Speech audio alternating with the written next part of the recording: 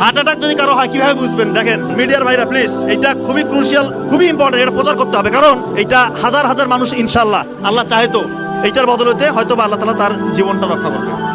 Heart attack যদি কারো হয় কিভাবে বুঝবেন? দেখেন বুকের মাঝখানে চাপ আসবে, মাঝখানটাতে।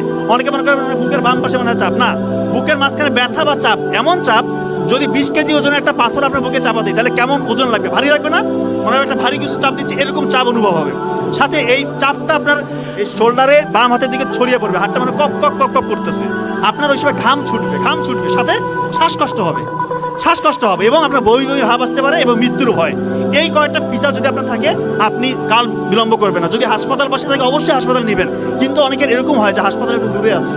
এই জন্য ওই WHO এবং আমেরিকান হার্ট ফাউন্ডেশন তারা বলছে প্রি হসপিটাল ম্যানেজমেন্ট বাসায় করতে পারবেন, খুব ইম্পর্টেন্ট। অ্যাসপিরিন, একটা ট্যাবলেট অ্যাসপিরিন 300 mg চিবিয়ে খেতে হবে, অ্যাসপিরিন চিবিয়ে খেতে হবে, ইনশাআল্লাহ তার 50% মৃত্যুর ঝুঁকি কমে আসলো। নাইট্রোগ্লিসারিন একটা হচ্ছে স্প্রে পাওয়া যায়, নাইট্রোগ্লিসারিন মার্কেটে বিভিন্ন নামে আছে, ওইটা জিহ্বার নিচে 2 চাপ দিতে হবে। আর একটা হচ্ছে অ্যাটোরভাস্টাটিন গ্রুপের যে কোনো একটা ওষুধ 40 mg খাইতে হবে।